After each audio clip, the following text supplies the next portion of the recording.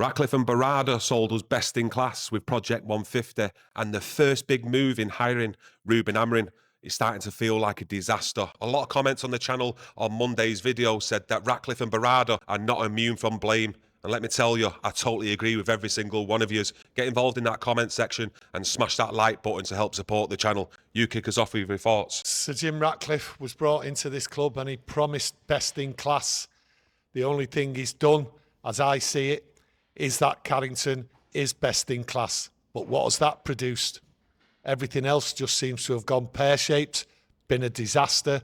But we've got a Carrington now, what is best in class, and it's produced the worst Manchester United football team ever. Best in class, I'm telling you now, it's just an illusion. Look, we know the history of what they've done with Erik ten Hag, sounding out other managers the previous summer and then stuck with him, ended up sacking him just a few games into the season. But the hire of Ruben Amorim, he was there, man. It was start of a new era under INEOS, and now the foundations look shaky. Because the decision to employ him was a farce. Everything about it. These people call themselves best in class. We know what we're doing everything we can best for Manchester United. They just made a mockery of the club. The standards and everything had to be changed, and it's not changed because the people running the club are just as incompetent as the people previously. Hiring a manager the way they did made us look foolish. There's many other things what are going on. Ratcliffe has come in here and all he's talked about is money. And that's going forward. Fans paying for money, not just now, in the future. All the cost cutting has absolutely decimated this workforce. And everyone in there is walking around with their head bowed. You're looking at Ruben Amorim. I don't think it's a case of just a bad manager pick. I think there's actual structural incompetence there, because surely the footballing people behind the scenes knew that the players they currently had in the squad were unable to adapt to that rigid system that Ruben Amorim's got. Well, it's a system these players have never played before. Bringing in a manager, he had to adapt to get him through the season, and we all seen what happened. There was no leadership there. Players were falling out with each other. Everyone thought and everyone was told we're going to get rid of the deadwood and everything like that. It'll all change. And we've heard that players have come out with comments saying we're all on board now, everything's hunky-dory. We've just been sold a pipe dream, and we've been sold a pipe dream going forward, because all the plans and everything what's been put into place has just been what we started off with saying, a disaster. For me, you just look at everything there. Even the Wembley of the North, that's a disaster. Straight away, within months, £400 million cost cutting. That's what they're doing. There's no canopy going over it. Everything now is geared towards money. That's how INEOS seem to be working. They don't understand the football. Just because they came in didn't make them football people, and the decisions they've been making are absolutely poor.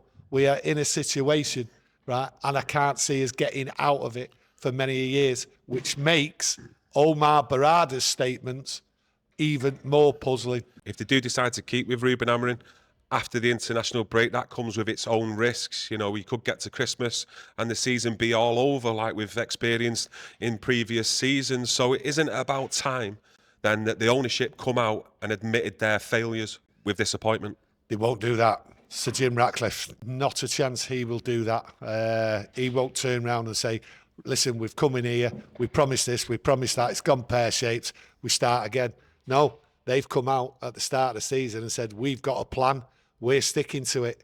Well, that plan is to keep the manager, and that manager, as far as everybody is concerned, isn't up to the job. His body language alone tells you that is no way to behave on and off the pitch. So for me, everything's gone wrong, and how it goes forward, you know, you've got to look at it, the criticism Ruben Amorim's getting now. You've also got to remember this, and do remember this, because this is coming.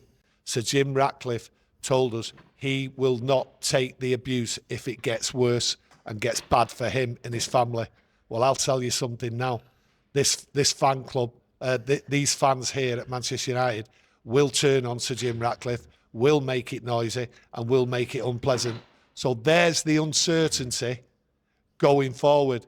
A man who was bought into the club and promised to turn it round has come out no different than Ruben Amorim, telling us he will quit. What a way to run a football club. I mean, I just asked you there about owning up to their own failures just with Ruben Amorim, but I think a lot of fans out there will also point to the failure in actually sacking Dan Ashworth, and that could actually pose more serious questions around the actual decision-making inside the club, because out there in all the reports, Dan Ashworth wanted a proven Premier League manager bringing in to stabilise Manchester United. And that's exactly what United needed, stabilising, not someone who was going to come in and just like gamble, because that's what he's done. He's gambled on these players when we all know that inside the club it was carnage, and he's relied on these players to play his system they're not used to. I just look at it, it's all a gamble. You know, you look at recent not plans, but like things they've put in. They've changed the culture, they said. They put in a leadership team. That's not gone well, has it? What's that created? For me, it's created a divide. Everything they seem to have done has created a divide, not just with the fan base, but with the players and with all the workforce in there. It's just going from one disaster to another. I don't see any way out of it at this moment. Do you think Ruben Amorim was also sold false promises at the start when he come in to be the manager? Because it's looking like, clearly by his body language, he's just looking dejected, despair, constantly on a match day, and maybe more promises were made to him about getting more players into this squad to help him with his style of playing, his system, in the way he wants to work. No, I don't think he was sold false promises, because I'm sure he knew the financial situation. That would have been explained to him. I think his eagerness to take the job without double checking what the securities are for him going forward and what he needs to do. And I think United really pushed it, and they should have just stuck with what they had and sort of said, right, here we go. We've made a mistake. We've kept Erik ten Hag. Now, whether that was a mistake from a footballing point of view, people will debate that. But from their point of view, they should have got rid of him at the beginning. And there it lies in the problem. They keep making the mistakes. It's like one step after another to another disaster. Yeah, I'm just looking back on it when he first come. It was either a now or never approach from INEOS with Ruben Amorim. It wasn't a case of, oh, you can become the Manchester United manager come the summer. You have to come now. And it just looks like right now, with his whole demeanour, his body language, it's like he's being held hostage here as well. And we've all seen the reports out there even a couple of times over the last 8 months that he's offered his resignation here as manager. That can't happen with any Manchester United manager, surely, who's flirting with the idea of leaving. Well, the thing is, the football team and the football that's being produced was the worst in United's history. I can't remember any worse football than I've seen. It's been absolute dire.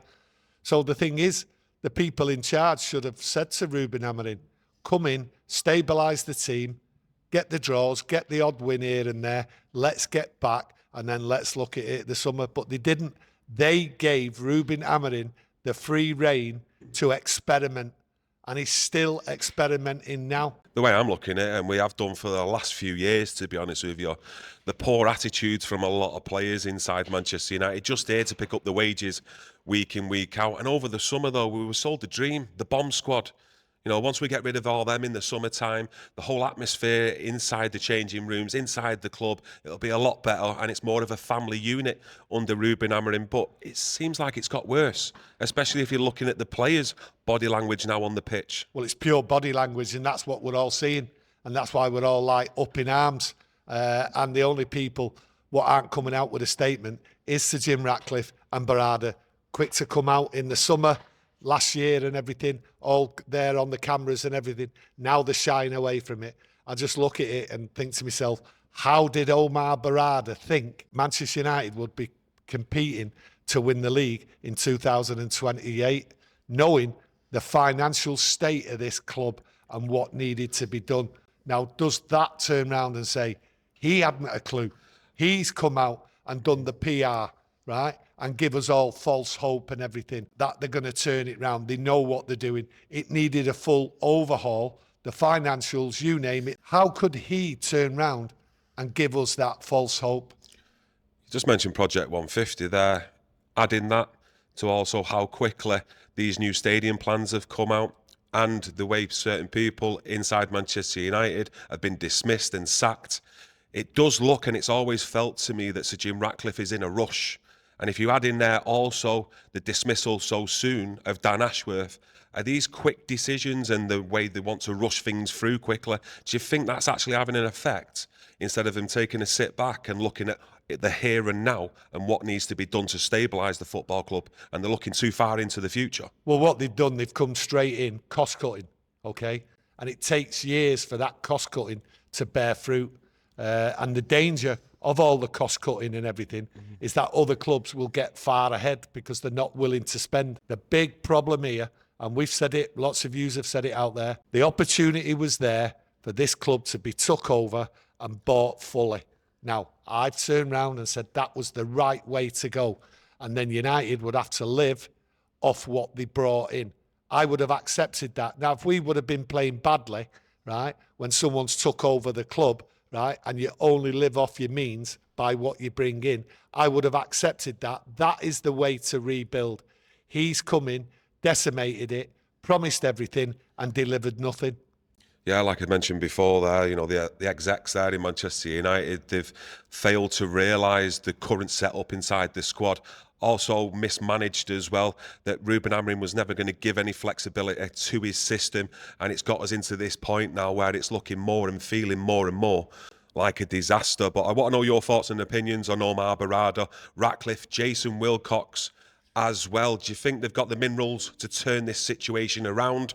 But let us know in that comment section. Bruno Fernandes, a lot of people have been questioning Bruno Fernandes in particular over the last couple of weeks. I mean, we said it in the summertime, didn't we, with all that news around a move to Saudi, that it won't be too long into the season. I remember us discussing it, that we'll be revisiting this again.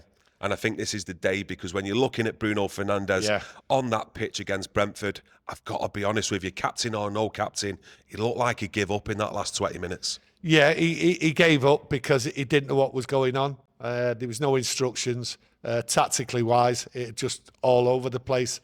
There was no tactics. And you look at Bruno Fernandes and the mistake what United have made. They put him in a, well, Ruben Amorim made the mistake, put him in the position, right, what doesn't suit him. We can all see that, every man and his dog. Jason Wilcox can see that. So what's he saying about that? What's he doing about that? And the thing is, they turned down £100 million for him. Well, they should have sold him, because Bruno Fernandes says he stayed at Manchester United to win things. Well, we're not going to win things. That's clear as day. So he's going. He will have his eye on getting out of the club in the summer.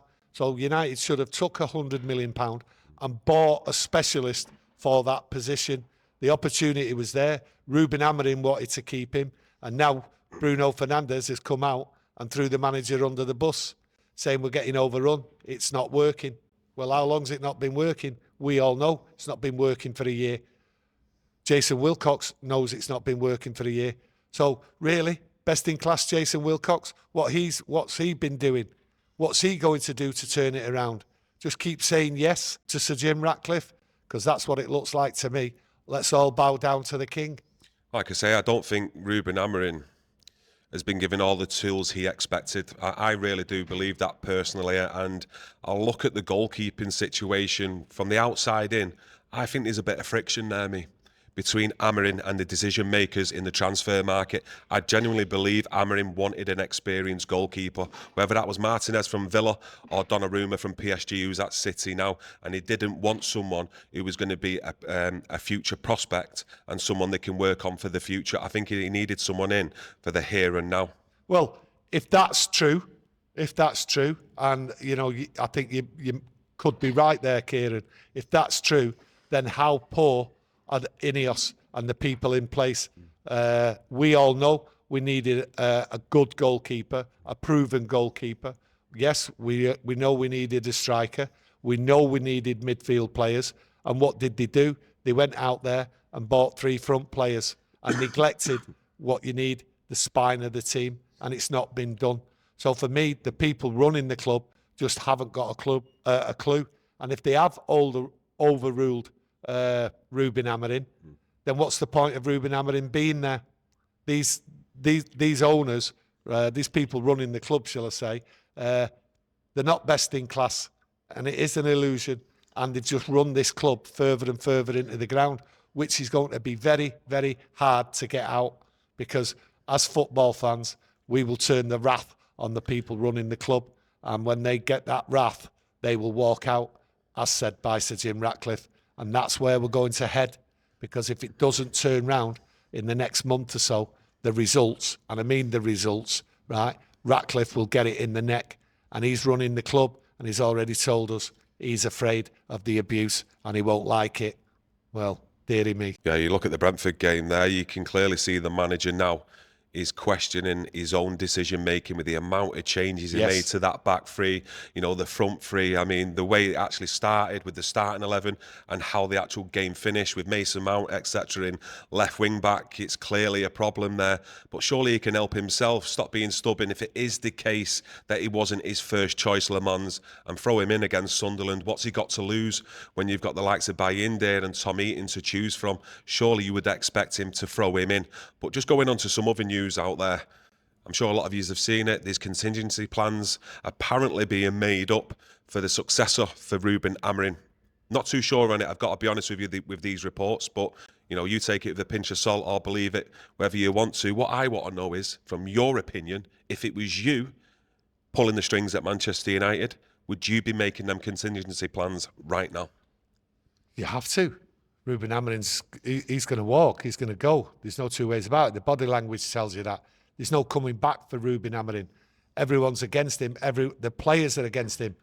They've just sort of give up. We've seen that. You know, the game against Brentford told you, and I don't mean halfway through the game, I mean at the start of the game. There was no energy, no nothing. So something in between the Chelsea game and the Brentford game has gone on, because they put the effort in from first minute to the last minute against Chelsea. So something's happened. Now, Ruben Amorim could have upset people. Jason Wilcox could have upset people. But where we are, we've got a manager who clearly hasn't got the backing of anybody, and he's on his way out. So I think they're just waiting for an opportunity, the right moment, to get rid of him, which could come any day. Could come in the international break. It could come at the end of October. Who knows? But they will be making contingency plans. Everybody can see it, but there's nothing coming from Sir Jim Ratcliffe. He's got enough problems with his own businesses, with Nice and everything, and he's got this to contend with.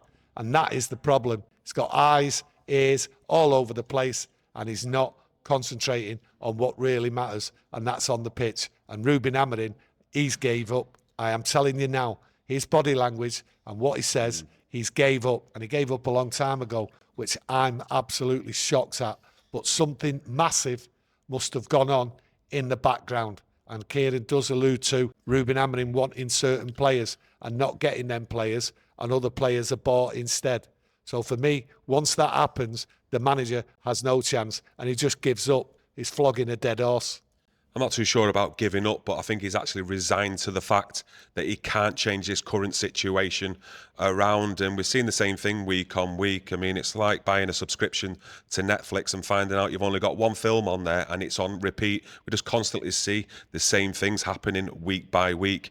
And I'm looking at a lot of people out there already naming certain managers out there who they want to be the successor to Ruben Amorim. And I've got to be honest with you out there, I've got to the point now where I don't care. I literally do not care who takes over from Ruben Amorim, whether that's tomorrow, next week, or in 2 years. I just don't care. I think that whole aura about a Manchester United manager has been absolutely broken and smashed ever since Ferguson left, because of the decision-making from the owners, from the Glazers, to this new setup with INEOS, who are controlling the football operations. And I don't have any faith in their judgment and decision-making to get the right man in the next time. So for me, right now, I just don't care. I feel the same way, to be honest with you, and a lot of other United fans do, that nobody feels sort of safe and comfortable with any decisions what are going to be made.